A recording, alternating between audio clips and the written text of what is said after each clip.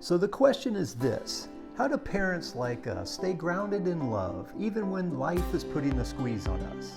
Well, this is the question, and in this daily journal, we'll provide insights and observations that will help move you along your journey as a family hero. My name is Jim White, and welcome to the H2J Daily Journal. Well, hello everyone. My name is Jim White, and I'm an author, coach, and the founder of the Family Enrichment Academy. And I just wanted to welcome you to today's episode of the H2J Journal. And today I wanted to share, we've had an exciting week actually. My son, Jimmy, him and his wife had their first child. And so we're actually on a trip. We're heading down to visit them and to meet our newest grandchild. This was our 13th grandchild. As some of you that are familiar with our story are aware that we have 6 children and now have 13 grandchildren. And actually, I put together a post this week, and I thought with the Daily Journal I might share this as well. I was kind of thinking about this and looking for a post for this week. I ran across something that I wrote. I put together a book like 21 years ago, and actually I wrote this little piece I want to share with you 21 years ago. And then I felt like it's appropriate because it involves Jimmy. At the time, he was 10 years old, and the day that my wife and I had our last child, actually, the day that she was born. So let me share this, and there's actually, at the end, it's sort of the moral or the lesson to this little short story that I think you'll find some value in. So let me just share what was written again 21 years ago. It's kind of hard to believe already. So the title of this is It's a Girl. It was September 13th, 2001, and it was a beautiful day to have a baby. This will be our 6th child, and I have to say that the pregnancy has been a rich and enlightening experience for our whole family. For the most part, the kids have been very patient, but for the last few weeks of the pregnancy, the anticipation has really started to build. There were a lot of questions. What was it going to be, a little brother or a little sister? What was the baby going to look like, and how does that baby get out of there? Well, all of the kids had expressed their views on the benefits of having a little brother or a little sister. But our 10-year-old son, Jimmy, had been the most adamant. He had his heart set on a little brother. This all started a few months ago. One night after he had been in bed for about 10 or 15 minutes, he came in to see my wife with a very serious look on his face.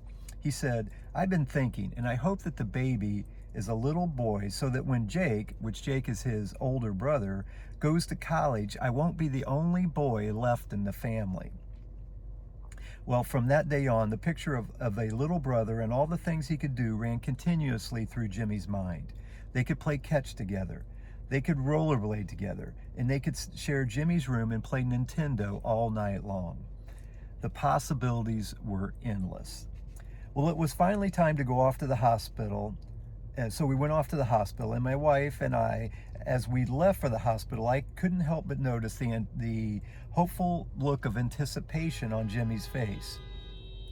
It was as if he was saying to me, "Come on, Dad, work some of your magic and make sure that this one is a little boy."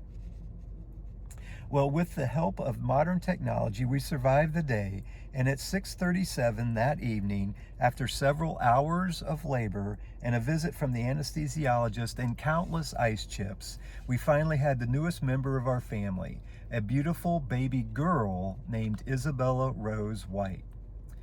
Well, after my wife and I had had a first few hours of private time with our new with our new daughter, it was time for the rest of the children to meet their new baby sister.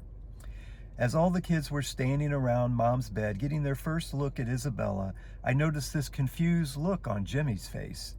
How could this be? He thought he had made his desires perfectly clear. After a few minutes, he discreetly came over to me and asked if I could do something for him. He said, "Dad, would it be okay if we took one more look just to make sure that she's a girl?" Well, not knowing exactly what to say, I asked Jimmy if he would like to hold Isabella. He was a little reluctant, but he agreed. So Jimmy took a seat on that half couch, half bed thing that you find in today's labor and delivery rooms, and I brought Isabella to him. As I lay Isabella in his arms, the most amazing thing happened.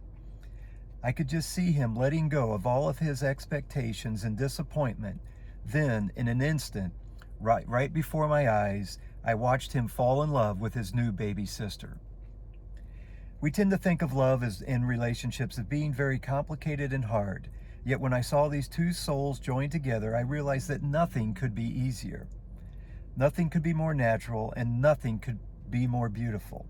All you have to do is clear a little space, get rid of the clutter we know as opinions, expectations, and judgments, and then just let love fill the void. Well, Isabella is 5 weeks old now and doing very well. Our family has made the adjustment to having a new baby in the house. In fact, it seems like she's always been there with us. And I'm happy to report that Jimmy is busy making plans for all the really cool things he can do with his new baby sister.